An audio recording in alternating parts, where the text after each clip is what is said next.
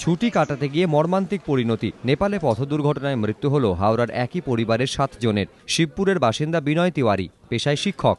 25শে December থেকে একটানা কয়েকদিনের ছুটিতে পরিবারের সদস্যদের নিয়ে বেরিয়ে পড়েছিলেন নেপালের উদ্দেশ্যে। ফেরার কথা ছিল বৃহস্পতিবার, কিন্তু মঙ্গলবার রাতে কার্যত বাজ পড়ার মতোই বাড়িতে এলো দুঃসংবাদ। পথ দুর্ঘটনায় মৃত্যু হয়েছে পরিবারের 10 জনের মধ্যে 7 জন সদস্যের।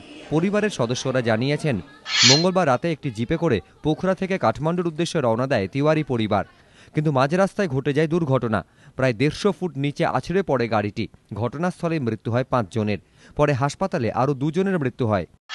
यहाँ से पशुपतिनाथ दर्शन करने के लिए नेपाल गए थे और वहाँ पहुँचने के बाद एक जीप हायर किए और उससे वो जा रहे थे। रास्ते में उसकी दुर्घटना हो गई। 100 मीटर नीचे जीप गिर गई एक नदी में और उसके बाद उसमें से तो तत्काल 5 का डेथ हो गया।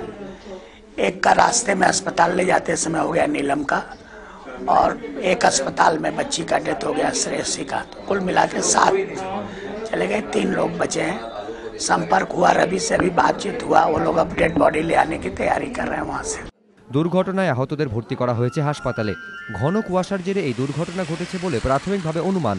সুনীত হালদার, এবিপি আনন্দ, হাওড়া।